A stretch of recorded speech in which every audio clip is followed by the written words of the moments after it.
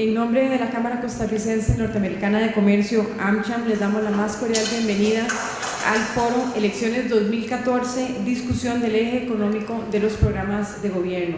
Esta es una iniciativa de la Cámara para nuestros miembros, para que puedan conocer desde un punto de vista técnico las propuestas económicas de los partidos que lideran las encuestas.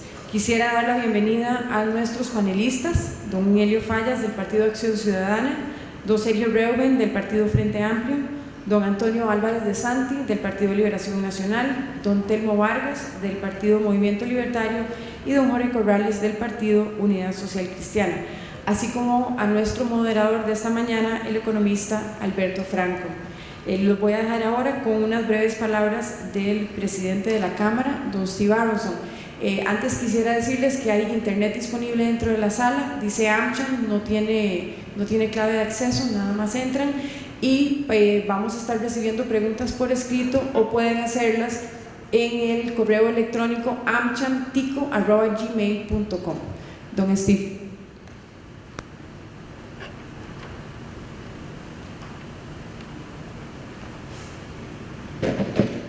Bienvenidos. Estamos en medio de una campaña política extremadamente interesante y desafiante hasta cierto punto. Y pensamos en AmCham que sería muy importante tratar de aclarar los puntos económicos que realmente son y muchas veces a la base de las discusiones políticas que hemos estado escuchando.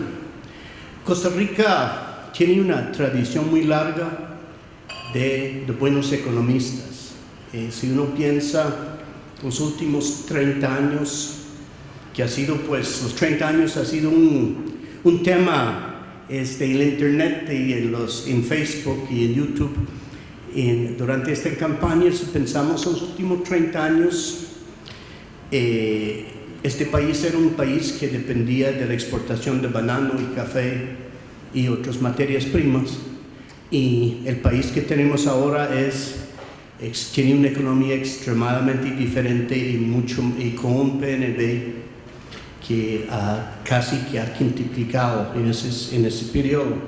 Y podemos decir que una buena parte de esto es gracias al trabajo de los economistas que han guiado los gobiernos, y también gracias a la apertura de la economía en a inversión y a comercio exterior. Entonces pensamos que era muy importante para nuestros miembros y para el público general de escuchar los puntos de vista técnicos de parte de los economistas de los partidos que son más, o de los asesores económicos de los candidatos que tienen la más probabilidad de ser presidentes de la República. Y tenemos la gran suerte que Maestro Alberto Franco va a ser nuestro moderador. Don Alberto es un economista destacado. Está en ecoanálisis, ha estado en la Academia Centroamericana, está en la Junta Directiva en varias compañías y es un comentador bien conocido en YouTube y en los canales de televisión. Entonces, creo que vamos a tener un muy interesante encuentro entre los 5 economistas. Don Alberto. Muchas gracias. Muchas gracias, don Steve. Muchas gracias a Catherine por la introducción.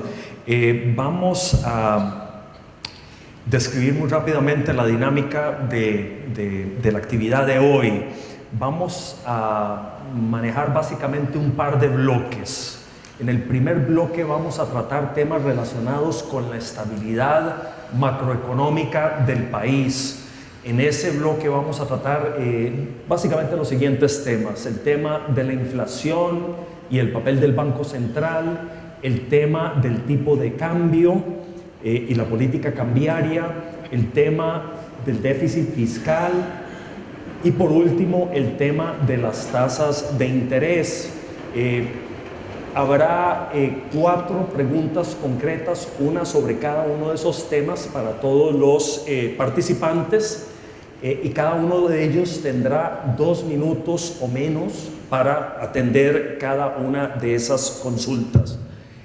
Al final de ese bloque habrá un espacio más o menos de 10 o 15 minutos para que ustedes nos presenten, nos planteen sus preguntas. Posiblemente por la cantidad de gente que tenemos presente no será posible atender todas las consultas, pero haremos lo posible por atender tal vez unas 5 o 6 consultas para las cuales cada uno de los participantes tendrá un máximo de 1 minuto para contestar.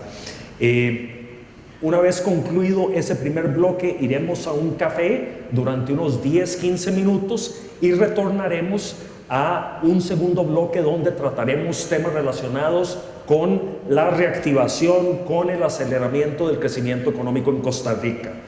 Algunos de los temas que trataremos en esa segunda parte tienen que ver con muchas de las inquietudes comunes que tienen ustedes agremiados de AmCham, temas como por ejemplo las limitaciones en el campo de la infraestructura física, las limitaciones en el campo de la energía eléctrica, temas relacionados con el modelo propiamente de lo ¿cómo se llama? Al cual hizo referencia Steve en la introducción, y otros temas relacionados con la confianza en los agentes económicos en general y cómo mejorar la competitividad de la economía de Costa Rica hacia adelante. Igualmente en esa segunda parte habrá un límite de 2 minutos para cada una de las respuestas. Este moderador hará 5 preguntas concretas, una relacionada con cada uno de esos principales temas. Y una vez procesadas esas 5 preguntas, habrá una oportunidad para que entre ellos se dirijan una pregunta, por ejemplo, de don Helio a don Jorge Corrales, para la cual don Jorge tendría 1 minuto como máximo para contestarla. Una vez concluido ese subespacio del segundo bloque, habría una última oportunidad para que ustedes, público, nos hagan llegar consultas, de las cuales nuevamente tendremos que escoger unas 5 o 6 relacionadas, reitero, con temas relativos a la reactivación de la economía. Y con eso, con la atención de esas preguntas, estaríamos básicamente dando por concluido este foro económico de hoy. Estimamos la hora de finalización de la actividad de hoy en las 12 del día. Entonces, sin más preámbulo, vamos a arrancar con el primer bloque y con las primeras preguntas relativas a la estabilidad macro o condiciones mínimas para el buen funcionamiento de la economía. Entonces, vamos a ver, voy a hacer la primera consulta. Esa primera consulta tiene que ver con el tema de inflación y quisiera introducir ese tema presentándoles esta gráfica que ven en esta filmina.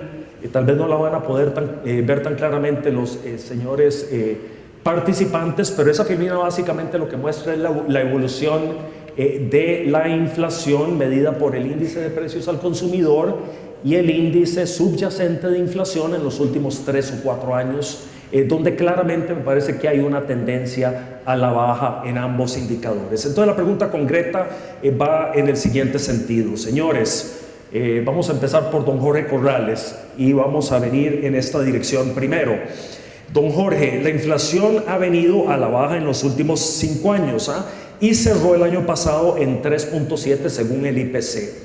Otros índices como el índice subyacente que está graficado ahí y el índice de precios al productor industrial también muestran una tendencia a la baja de este flagelo en los últimos años. La pregunta concreta, para el Banco Central, ¿cuáles son los desafíos que deberá enfrentar al asumir el próximo gobierno y las metas que buscará cumplir durante el periodo 2014-2018? Y ¿cómo se ve? La segunda consulta relacionada sería: defina las principales acciones de política que se implementarían durante una eventual administración de su partido para alcanzar esas metas del Banco Central. Don Jorge, un par de minutos. Muchas gracias. Yo debo reconocer que las autoridades del Banco Central han tenido éxito en su esfuerzo por controlar la inflación. Es un hecho evidente de que los precios, el índice de precios en crecimiento ha disminuido notoriamente, y eso es por una buena conducción de las cantidades de medios de pago en la economía.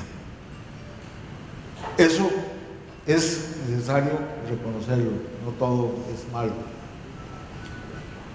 El segundo aspecto fundamental de esto es que hay también una gran desaceleración en las economías internacionales, la recesión es ya conocida, y eso ha permitido que los precios internacionales se hayan moderado. Por lo tanto, hemos tenido la fortuna de un buen Banco Central y también de una circunstancia internacional para controlar la inflación. Ahora bien, lo importante aquí creo que es pensar qué se debe hacer en torno a los próximos 4 años. Uno es la regla de que debe mantenerse una restricción al crecimiento de la oferta de dinero. Hay gente que se ve tentada a decir, emitan dinero con tal de generar empleo, pero eso es un gravísimo error. La historia es abundante en pruebas de que buscar emitir dinero en exceso para generar empleo termina al fin de cuentas con el mismo o mayor nivel de desempleo, porque la gente incorpora en su comportamiento esa inflación mayor que significa el exceso de emisión monetaria. Ahí hay un grave peligro para la política económica de este país, dependiendo de quién llegue al poder. El segundo aspecto fundamental en la política del Banco Central, sí. Muchas gracias. Don Telmo, hay que ser muy aterrizado, don Telmo, un par de minutos. Muy buenos días, señoras y señores. Es un placer estar con este grupo de empresarios que producen tantos bienes y servicios para la sociedad costarricense y tanto poder de compra a través de los empleos que ustedes generan y tantas divisas por las exportaciones. El tema es respecto a la inflación. Yo tengo una ligera diferencia con don Jorge. A mí me parece que una buena parte de la explicación de la baja inflación que tenemos es por el tipo de cambio que ha estado pegado al piso. También porque internacionalmente la inflación ha sido prácticamente cero. Como vivimos en una economía abierta, todo eso se traduce para bien o para mal a lo interno. En un gobierno nuestro, nosotros obedeceremos el mandato que por ley tiene el Banco Central, que es mantener la estabilidad interna y externa de la moneda. Tiene también un objetivo subsidiario, o sea que no es el primero, es si estos dos se logran, hay que tirarle al segundo, que es mantener ocupación plena de los recursos. Nosotros, y ahí sí concuerdo con Jorge, la política sería mantener una expansión de la oferta monetaria que no supere el crecimiento esperado real de la economía.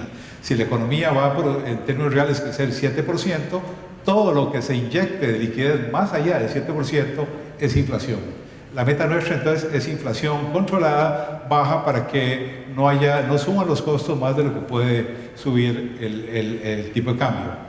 En materia cambiaria, no es el tema ahora, pero está muy vinculado. Nosotros seguiríamos la regla de que el tipo de cambio debe mantener neutralidad respecto a los costos internos, pero sobre ese tema, me quedan 14 minutos, hablaríamos cuando llegue la oportunidad. Don Antonio, metas en materia de inflación y papel del Banco Central y acciones concretas. Bueno, parte de las reglas más claras que necesitamos en el sector empresarial es conocer cuál va a ser la política económica y que sea una política económica estable.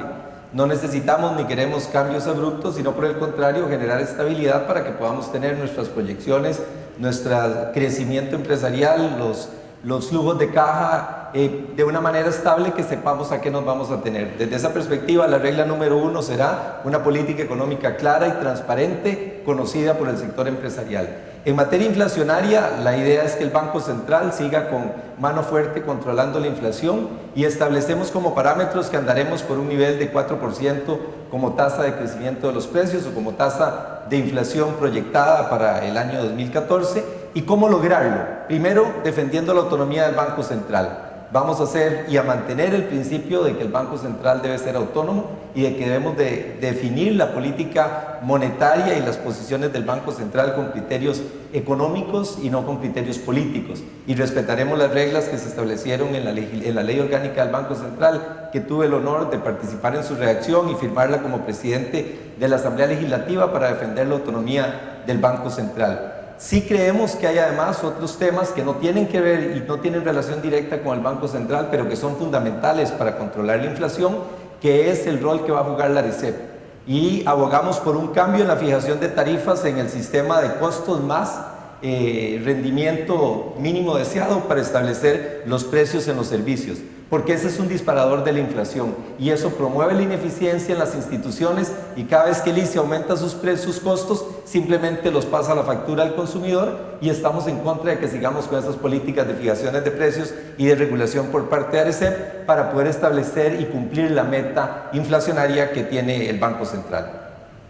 Muchas gracias, don Antonio. Don Sergio Reuben. Buenos días.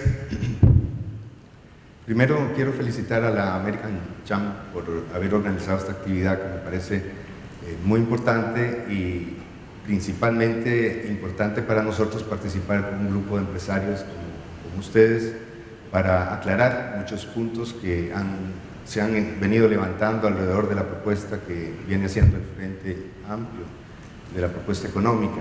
Nos parece muy importante definir con claridad esos puntos para no crear, aparentemente, como han querido algunos hacerlo, dudas con respecto al comportamiento futuro de la economía y la política económica del futuro gobierno del Frente Amplio.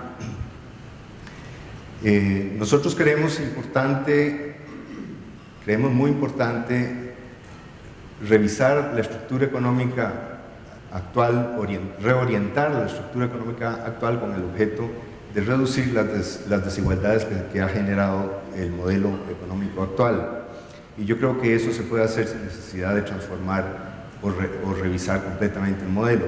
Hay, desde luego, como todos ustedes saben, procedimientos en la política económica que desde el mismo keynesianismo se formularon para favorecer la distribución del ingreso y para generar condiciones para una reactivación económica desde la demanda. La inflación para nosotros es un tema central. Creo que se ha venido controlando, ha estado controlada efectivamente en buena medida debido a la situación internacional que ha devaluado, por decir así, el precio del dólar con respecto a los otros temas. Muchas gracias, don Sergio, se nos acabó el tiempo. Don Helio, ¿qué metas vamos a ponerle al Banco Central en cuanto, o qué diría el Banco Central bajo una administración del PAC en cuanto a metas de inflación? Vamos por 3.7. Muy buenos días, primero que todo, a todos y todas, y agradecer a la Cámara esta invitación. Me parece, igualmente como han manifestado los otros colegas, que es realmente importante este contacto. Bueno, en primer lugar, tal vez el tema de la inflación, de lo que ha venido sucediendo, creo que efectivamente en esto ha jugado en la parte de estabilidad mucho el tipo de cambio.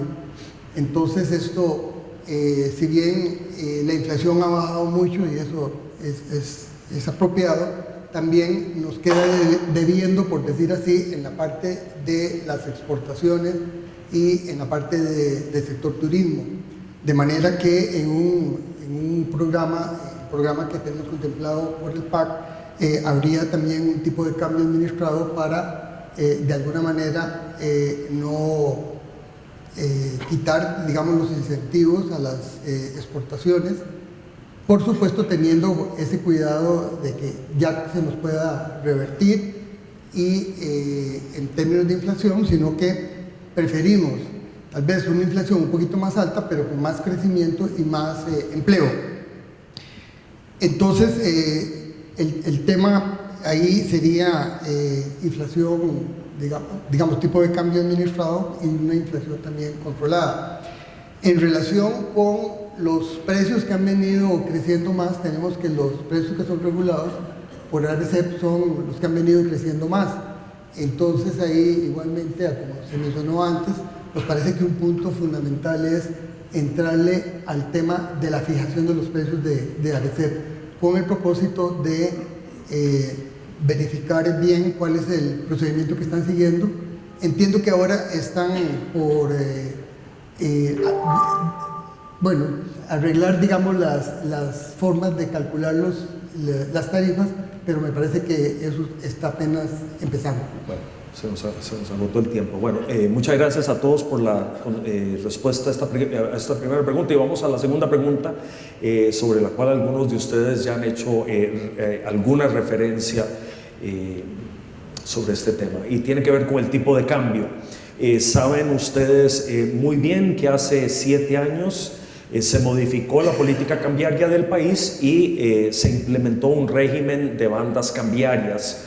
En los últimos 3 años el tipo de cambio en el MONEX, que es el mercado cambiario mayorista, ha mostrado una gran estabilidad alrededor de los 500 colones por dólar, gracias a la intervención del Banco Central para defender el piso de las bandas. Posiblemente en ausencia de esa intervención el tipo de cambio sería más bajo de lo que ha sido efectivamente en los últimos 3 años. ¿Cuáles serán, esta es la pregunta, cuáles serán los principales rasgos de la política cambiaria durante su administración? Y la segunda pregunta relacionada sería, ¿se establecería algún nivel específico de tipo de cambio como objetivo de esa política? Y arranquemos con Helio, ya que vos habías adelantado algo sobre eso y te quedaste más o menos en el camino. Ok. Bueno, en la parte de la política cambiaria, por las conversaciones que hemos tenido con varios sectores productivos, nos han conversado sobre cómo les está impactando en el tema de exportaciones y también la generación de empleo. De hecho, hay zonas en las cuales ha habido ya despidos de personas, de trabajadores, y esto lógicamente nos tiene muy preocupados. Entonces, bueno, en ese contexto, las medidas, digamos, que se han previsto, lo que estamos pensando es, bueno, primero, no estamos de acuerdo con la dolarización, que a veces se menciona. Me parece que no debemos someter la política cambiaria y monetaria a decisiones en otros países, sino que debemos mantener el esquema actual de bandas, ¿verdad? De tipo cambio. Luego, creemos que al inicio de la administración debemos continuar con la aplicación de las bandas cambiarias, pero buscando, digamos, buscando un tipo de cambio real en un mediano plazo, de manera que refleje mejor el tipo de cambio. Las estimaciones que hemos tenido es que ha habido una apreciación grande del colón, rondaría alrededor del 30%. Y después, restricciones eventuales al tipo de cambio, a las entradas de capitales, revisando las experiencias en América Latina. Costa Rica no es el único país que ha tenido este tipo de entrada de capitales especulativos y que le afecta el tipo de cambio, por lo que se revisaría la experiencia que tienen otros países con motivo de, si nos vuelve a pasar algo como lo que nos pasó hace algunos meses, entonces poder estar más capacitados. Y finalmente, tratar de alinear las tasas de interés en colones y dólares. Se nos agotó el tiempo, don Sergio. Principales rasgos de la política cambiaria, y pregunto, ¿habría algún nivel objetivo del tipo de cambio? Para terminar con lo que no pude terminar con respecto al tema de inflación, que de todas maneras tiene que ver con este punto del tipo de cambio, quiero decir que para nosotros una de las amenazas que tiene el nivel de inflación en este momento es el déficit fiscal.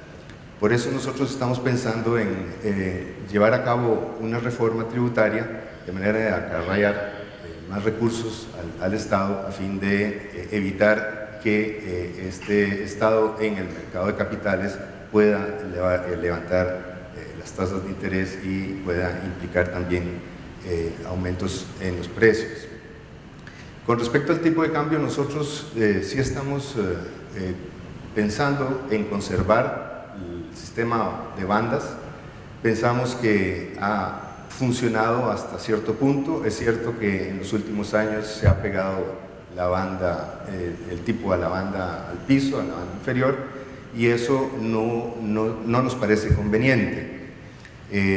Nosotros pensamos en administrar esa banda inferior de manera de no crear transformaciones abruptas en el tipo de cambio, pero sí buscar que se fije un precio que sea un precio más natural de el colón con el dólar. Obviamente no estamos pensando tampoco en una dolarización de la economía.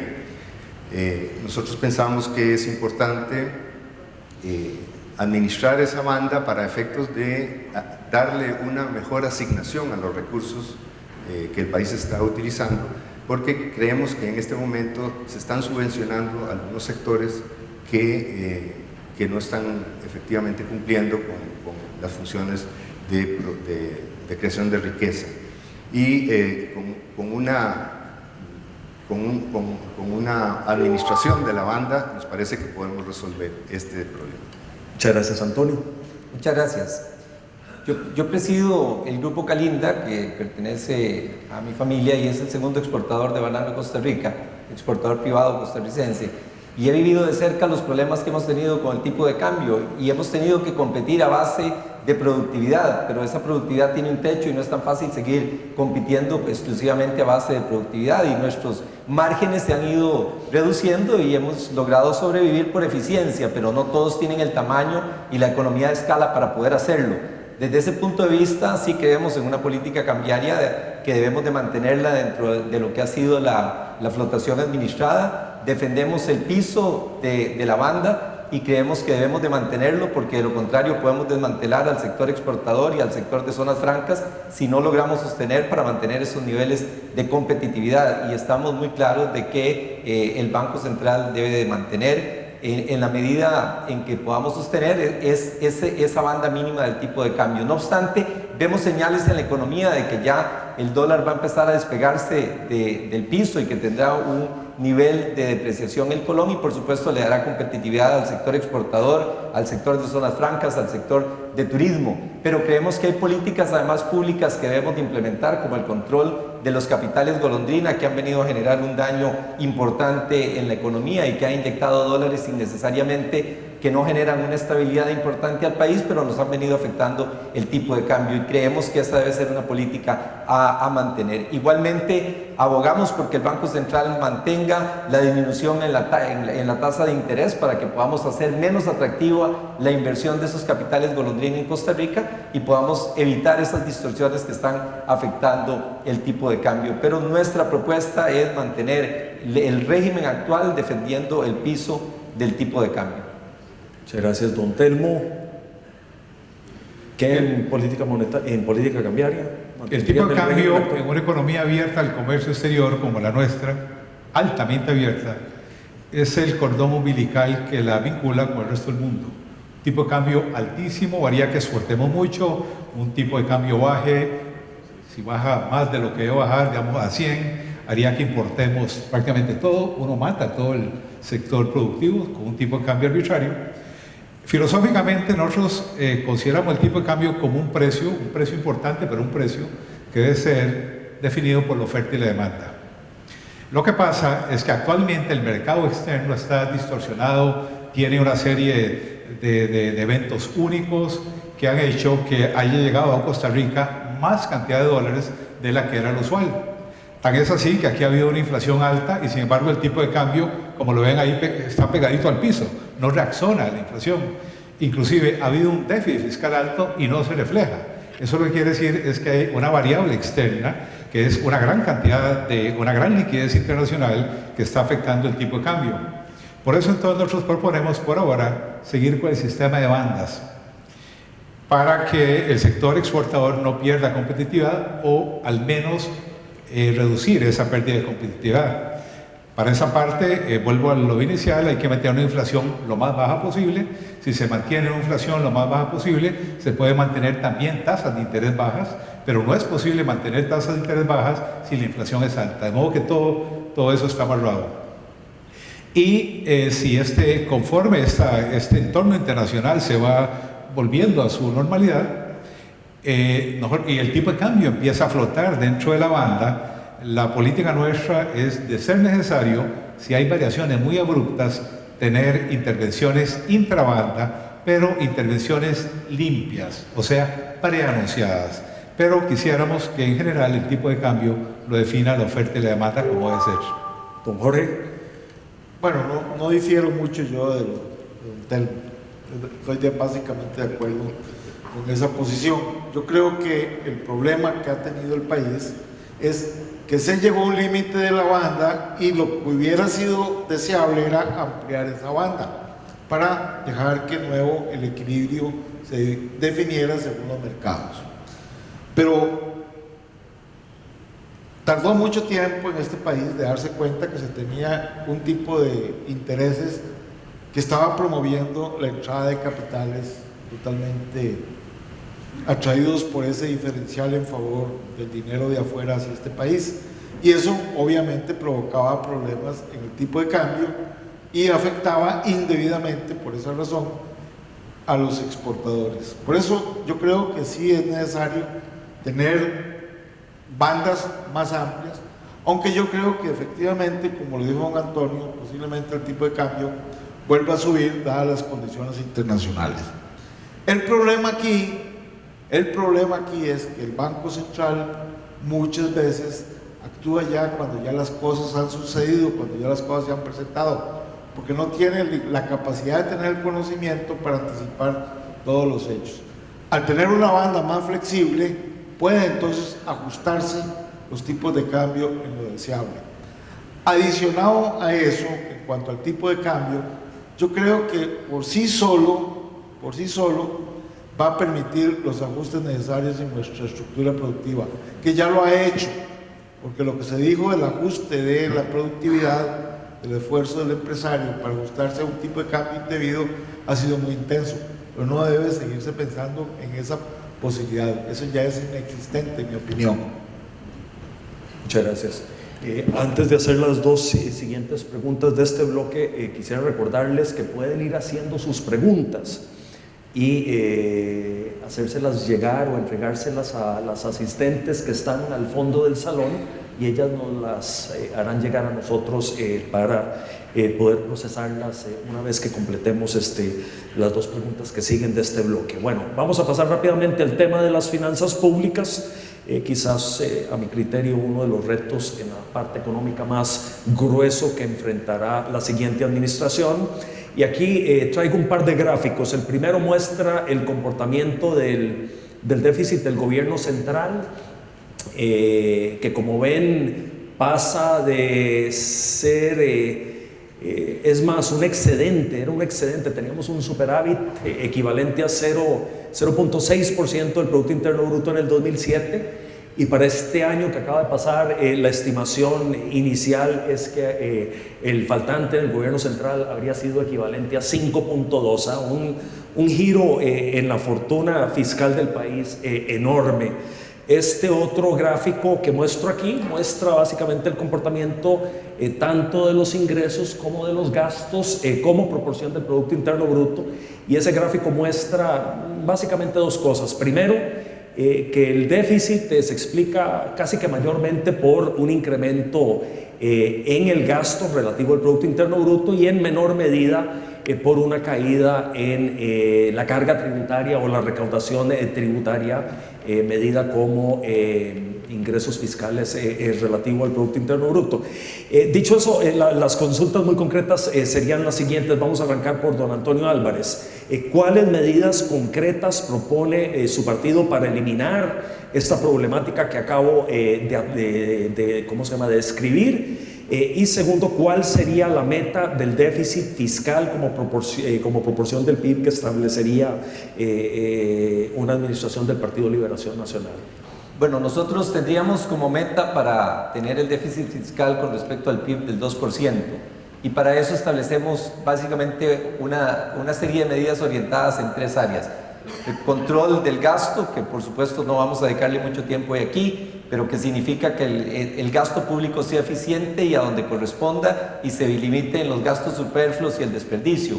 El segundo punto es mejorar la recaudación tributaria. Por supuesto que es muy importante que el país cada día recaude más y mejor sus impuestos. No vamos a entrar aquí en detalles por el tiempo. Y lo tercero es lo que tiene que ver con la reforma fiscal. Y en lo que tiene que ver con la reforma fiscal, ahí sí, permítanme decirles que ya ahí no estoy hablando de lo que va a ser el Banco Central o de lo que será la política económica, sino que aquí les voy a decir de lo que será mi voto en la Asamblea Legislativa como diputado en el futuro Congreso. Así es que ya estoy hablando de compromisos y de posiciones personales que me tocará honrar. Primero, ¿qué no vamos a hacer? No vamos a ir a la renta mundial. No vamos a asustar al sector empresarial con decir que vamos a poner la renta mundial a los costarricenses. Cuando no podemos controlar la nacional, menos vamos a controlar la renta mundial. No vamos tampoco a ponerle impuestos a las zonas francas. Ya hay una política clara establecida en términos de zonas francas y no vamos a venir a establecer ahora de manera abrupta impuestos sobre las inversiones de zonas francas en el país. Vamos a respetar lo que se ha negociado y lo que está establecido en la legislación. Sí vamos a ir a una renta global. Vamos a establecer impuestos en las ganancias de capital, que tendremos que hablar después en detalle, y vamos a avanzar hacia el IVA para que podamos tener un impuesto al valor agregado e incluirlo también en los servicios, en donde por supuesto el interés es que lleguemos a tener tasa cero para las exportaciones, con lo cual no vayamos a tener el impuesto del valor agregado como una distorsión al sector exportador. Por supuesto, todos estos son temas muy complicados para manejarlo en los 2 minutos, pero tal vez en la etapa de preguntas y respuestas podemos ampliar. Muy bien. Don Sergio, ¿qué planteamientos tenemos ahí para atender la problemática fiscal? Como ya dije, el tema de la reforma fiscal para nosotros es un tema importante, fundamental también para regular o para establecer una relación con el resto de las políticas económicas. Nosotros pensamos en primer lugar que estamos convencidos de que el problema del déficit fiscal es un problema heredado, obviamente, fueron los gobiernos anteriores los que han creado ese déficit y ahora hay que resolverlo. Nosotros estamos pensando en una reforma tributaria, como ya se dijo, bastante amplia pero progresiva. Nos parece muy importante que el país entre a funcionar dentro de los nuevos esquemas de desarrollo, que entre a crear una nueva estructura financiera, una nueva estructura de orden público, de manera que podamos ubicarnos dentro de los países más desarrollados en este tema. Pensamos que el Estado es un factor importante en el proceso de redistribución del ingreso. Sabemos que el mercado, como funciona en Costa Rica, no es eficiente en ese sentido y que es importante que el Estado lleve a cabo acciones en ese sentido para evitar el desorden social que puede generar una situación como la que está viendo. Por lo tanto, impulsamos una serie de reformas que ustedes pueden revisar en el programa de reformas fiscales que están orientadas fundamentalmente a mejorar las condiciones del Estado como factor de redistribución del ingreso. Y por otro lado también reformas que van a favorecer a las pequeñas y medianas empresas en la medida en que se van a establecer algunos controles para evitar que estos impuestos las afecten. Bueno, muy bien. Don Telmo.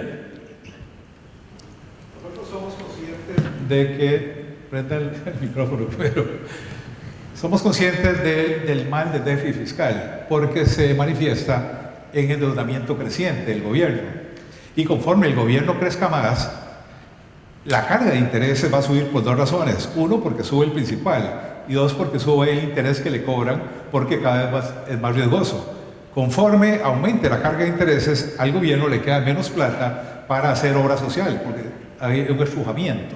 De modo que somos totalmente conscientes de que hay que entrar al déficit.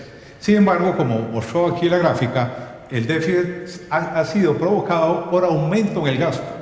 El propio informe del ministro Ayales habla de cómo hay una serie de gastos duplicados, bueno, ni quiere recordar trochas ni nada de eso, los fondos de limbo, programas que no dan cuentas, en educación se gasta una gran cantidad y las pruebas internacionales están bajas. Entonces el gobierno le ha fallado a la sociedad, por lo tanto hay que empezar por el lado del gasto. Nosotros nos oponemos a cargar de impuestos al país porque los impuestos son recesivos en el corto plazo. Y uno podría mostrar un gráfico, lo tiene el informe de Ayales en la página 13, donde se ve que cuando la economía ha crecido a altas tasas, se manifiesta en ingresos aumentados para el fisco. Más o menos 2 puntos porcentuales podría perfectamente el país recoger más si la economía crece al 7% respecto a si crece al 4,5%.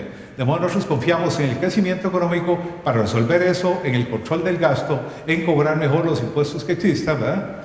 Pero no en cargar de más tributos a la sociedad. A mí me parece que la propuesta que tiene el Partido Liberación Nacional ahora, que antes era que ellos apoyaban el paquete que propuso Ayales, ya la han suavizado tanto que no les va a dar prácticamente nada de recaudación. Don Helio. Gracias. Bueno, primero que todo, ubicamos el déficit alrededor del 2-3% del PIB. Más Como meta.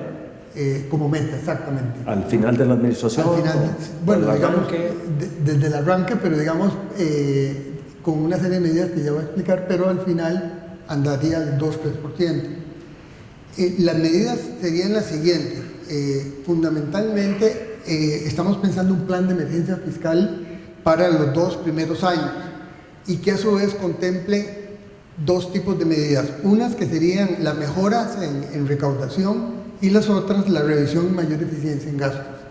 Entonces, en la parte de recaudación, ahí estaríamos pensando en mayor control sobre la evasión y la reducción de los mecanismos de la elusión tributaria, especialmente, bueno, en rentas y en ventas. Fortalecer la administración tributaria, escrutinio de todas las exoneraciones, que no se tiene todavía eso muy claro, y revisar la pertinencia de las exenciones tributarias, que también se nos está yendo plata por ahí. En el caso de los gastos, estaríamos hablando de presupuestos por resultados, con metas definidas, eliminar gastos superfluos, eliminar planillas paralelas, priorizar destinos específicos. Hay algunos específicos que se incorporan ahí dentro del presupuesto, entonces habría que priorizarlos. Y en cuanto a lo que ya sería la reforma tributaria propiamente, esta no la estaríamos contemplando en los 2 primeros años, sino que se estaría pensando ya una vez que veamos con qué nos encontramos y tengamos ya claro cuáles son las prioridades, entonces sí entrar en algunas reformas tributarias. Pero primero mantener el esquema actual de las zonas francas, impuestos más progresivos relacionados con la renta personal y las modificaciones tales como se ha dicho a lo del IVA. Don Jorge Corrales. Mire, los 3 caballeros que están aquí es el mismo cuento de siempre. Más y más impuestos para gastar más y más y más. Y dentro de 3-4 años vamos a volver a lo mismo de siempre, que es otro paquete tributario para seguir gastando. El déficit tiene su origen en un exceso de gasto sobre las recaudaciones. El problema del déficit, que lo vemos claramente ahí, fue esencialmente un gobierno de liberación, el de don Óscar Arias, que en lugar de gastar transitoriamente en una crisis fiscal como política antirrecesiva, transitoriamente, lo que hizo fue gastar permanentemente. Entonces hemos inflado una burocracia que en gran parte explica ese aumento en los gastos. Don Antonio es muy hábil. Don Antonio dijo, ¿a qué no va a poner impuestos? Pero por rezar no dijo si le iba a poner impuestos. Por pedirle la palabra al Espíritu Santo no me dijo si no le va a poner impuestos. Dice lo que no van a hacer, pero que van a poner impuestos, van a poner impuestos. Y el problema grave de esa intención de poner impuestos, porque en gasto todos decimos que hay que contenerlo, no le van a decir que lo van a aumentar, El problema grave de poner más y más impuestos es que no se han dado cuenta que esta economía casi no crece. Y cuando al empresario se le dice que le van a poner más impuestos, buscará entonces no invertir, porque hay una gran incertidumbre por eso. Y esa es la realidad de nuestras finanzas públicas. Muchas gracias, don Jorge. Con eso estaríamos pasando a la última pregunta de este primer bloque. Y tiene que ver con el tema de las tasas de interés, y la pregunta va en este sentido. Primero una contextualización. Ahí en ese gráfico se muestra el comportamiento de la tasa activa promedio en el sistema financiero costarricense en los últimos 7 años, y el comportamiento de la tasa básica pasiva, nominales, Y ahí lo que quisiéramos destacar en esta oportunidad es el amplio, el persistente margen elevado de intermediación financiera que continúa existiendo en Costa Rica, y que denota un desempeño ineficiente tanto del sistema financiero, y que tiene costos elevados para efectos de la actividad económica. La pregunta muy concreta va en este sentido. Mencione 3 medidas puntuales que implementaría su gobierno para reducir el margen de intermediación financiero. Muy concreto. Vamos a arrancar, don Jorge. Bueno, la primera que haría es promover mayor competencia en todo el sector financiero. Aquí hay bancos que no pueden, internacionales, entrar al país porque no se les permite, sino es en una forma incorporándose dentro de Costa Rica y no como subsidiarios internacionales. Y yo creo que aquí debería haber amplitud total de entrada y salida a las entidades financieras. Con mayor competencia se podría reducir ese margen de intermediación tan amplio. Segundo, hay impuestos ahí del medio camino. Hay una serie de impuestos que lo que hacen, el fisco siempre viendo cómo agarra la plata de los entes productivos, hay impuestos ahí que hacen que de todos modos se eleve el costo y entonces termine pagándolo el consumidor o el demandante de fondos prestables. Y la tercera medida que propondría, obviamente, es entrar a parar ese crecimiento del gasto público, que es el que va a demandar fondos para cubrir ese déficit, y entonces va a elevarlos. Yo creo que ahí están 3 medidas concretas. Don Jorge, en el tema del crecimiento del gasto público, ¿qué concretamente? Primero, como lo ha dicho don Rodolfo Pisa, que no crezca el gasto público. Es decir, no se va a reducir, sino que no crezca. Es una medida muy difícil, yo lo entiendo y lo sé, y se va a necesitar la colaboración de muchos costarricenses, pero en ese sentido sería que no crezca el gasto. Y en los impuestos, puede decir lo mismo que dicen todos, mejorar la recaudación y cosas de ese tipo, ¿verdad? Pero no más gravámenes en momentos en que hay una gran incertidumbre en todo el sector productivo nacional, en todos los hogares, sobre el futuro de los impuestos. Don Telmo. Bueno, en materia de tasa de interés vale la pena decir claramente que no va a ser manejada, no va a ser administrada por nadie, es una tasa de interés libre, ¿verdad? Entonces lo que hay que actuar es nada más sobre los factores que terminan manifestándose en las tasas de interés. En la tasa de interés en colones, el factor fundamental es la inflación. Cuando hay una inflación del 20% y usted paga una tasa del 5%, nadie ahorra. Entonces el mercado normalmente incorpora la inflación y produce una tasa de interés que premie el ahorro. La tasa de interés en moneda extranjera también juega un papel importante en la tasa local, porque la persona podría perfectamente coger sus inversiones en colones, cambiarlas a dólares e invertir afuera. Aquí los factores que cuentan son los siguientes: son la devaluación y son la prima de riesgo país. Por eso nosotros tenemos que reducir la prima de riesgo país para que la tasa de interés nuestra sea razonable. Obviamente, Jorge mencionó, estoy de acuerdo con él, en tomar las medidas para bajar el costo de intermediación, entre los cuales el encaje es un factor altísimo. Aquí algunos opinan que el encaje puede ser 25%, en el momento que uno encarezca el captar, encarece el prestar. Entonces, cada vez que haya eso, hay, por dicha en el sistema, hay respiraderos. el momento que uno tenga tasas de interés artificialmente definidas, se nos van para el mercado externo, se nos van para Panamá, los ahorros se nos van para Miami, inclusive la gente va a pedir prestado en esos lados. O sea, sale del sistema financiero local el ahorro y la inversión. Entonces la tasa de interés tiene que ser manejada con variables de mercado y él le dije cuáles eran las que se manifestaban. Don Jorge mencionó una interesante, que es el déficit fiscal. Yo decía que todavía en estos años no ha sido necesario, pero ya una situación normal, el déficit fiscal va a ser causante de inflación. Don Antonio. Voy a cerrar la pregunta anterior porque me parece que quedaron algunos puntos que no fueron claros.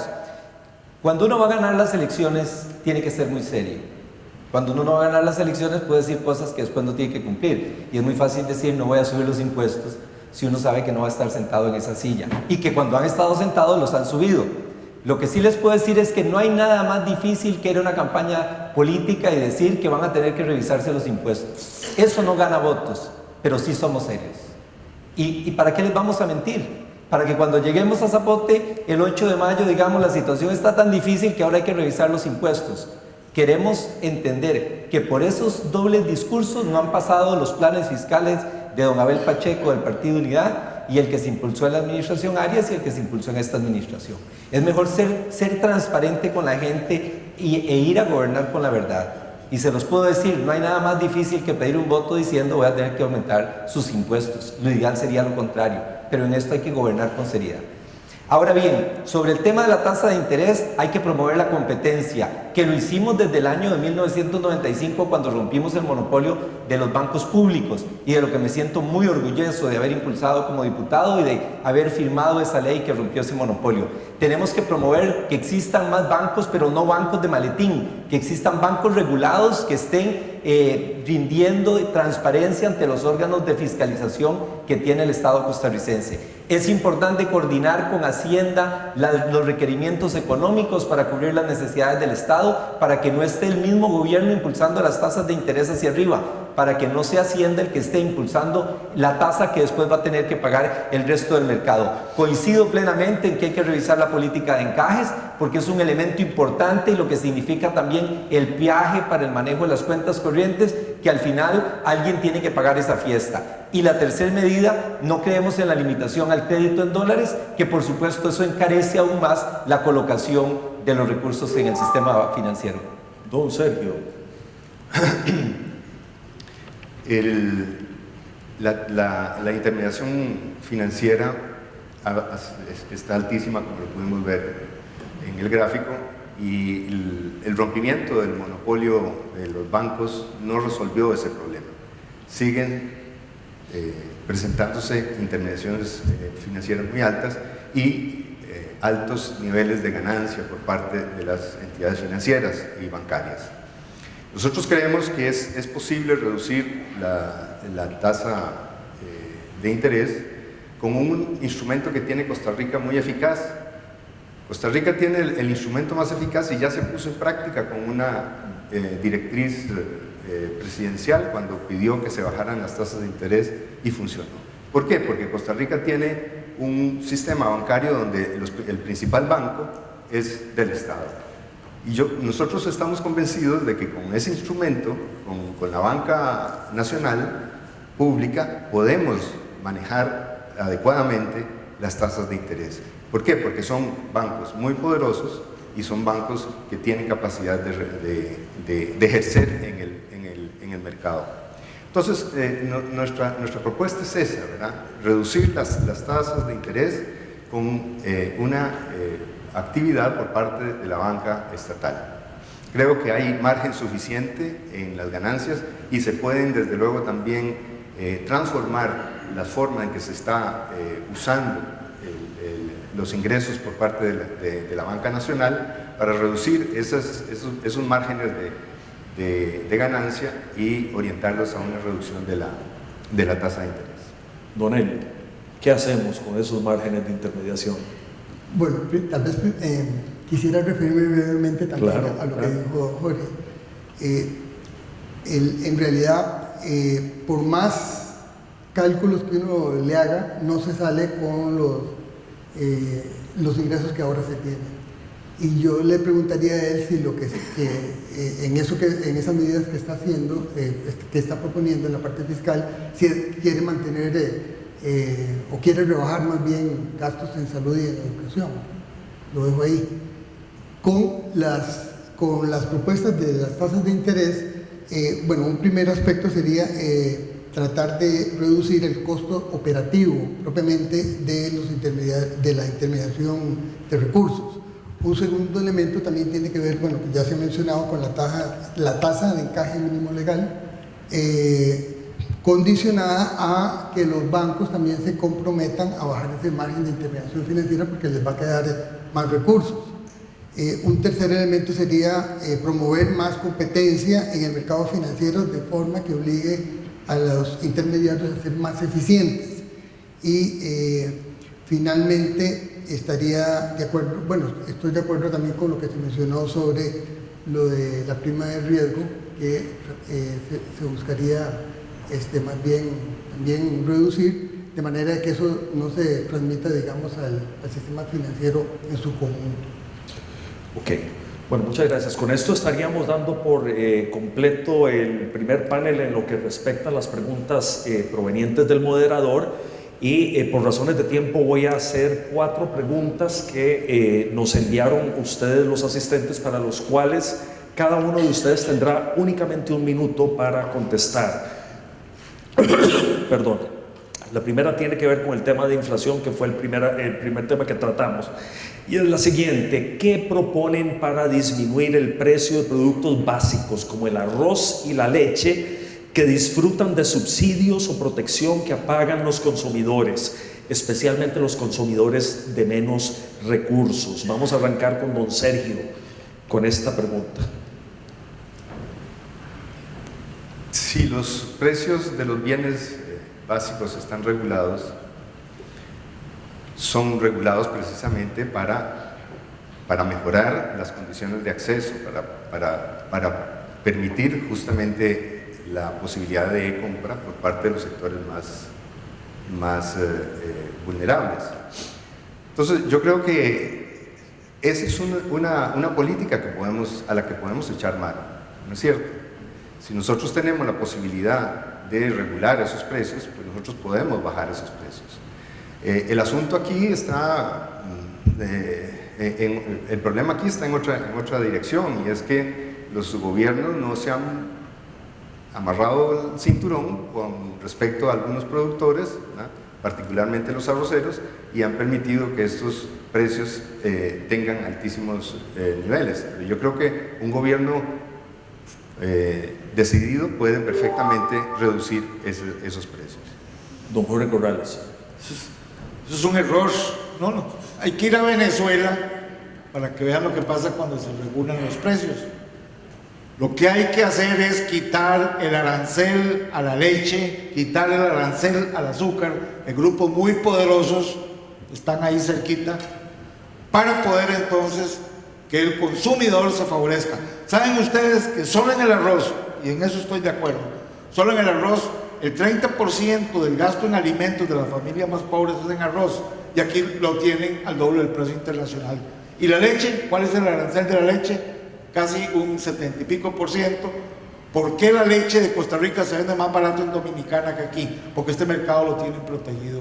Y entonces el pobre no puede adquirir la leche. Eso sí es justicia social, que llaman algunos. Eso sí es luchar contra la pobreza.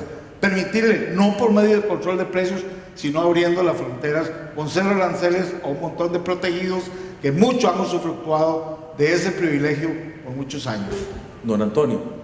Sí, las negociaciones en estos 2 productos son muy complicadas por la base social que tienen. Hay más de 10.000 lecheros en el país. El productores de arroz es un número mucho más pequeño, pero son alrededor de 1.000 productores ubicados en zonas en donde difícilmente se pueden tener otras actividades agrícolas, y la transformación de estos grupos no ha sido sencilla. Nosotros ahí lo que abogamos es por mantener las reglas que ya han sido establecidas en las negociaciones de los tratados internacionales y las reglas que tenemos con el Tratado de Libre Comercio con los Estados Unidos y con otros países en materia de establecimiento de permisos, derechos de importación, apertura de fronteras, etcétera, y respetar lo que ya se ha firmado y está establecido.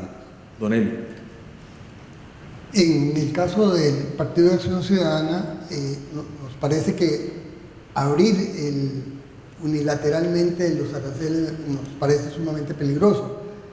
Peligroso en términos de las implicaciones sociales que se puede tener, porque sabemos que hay lo que se ha denominado el dumping social, que consiste en condiciones a veces hasta infrahumanas en otros países en la producción de ciertos bienes. Entonces, yo creo que ahí más bien eso nosotros lo estamos enmarcando en una política agropecuaria para que algunos de los productos que tengan potencial para poder defenderse sean atendidos. Y nada más como para terminar, con los porcicultores, en la reunión que tuvimos con ellos nos dijeron que un equipo de investigación que era básico, fundamental,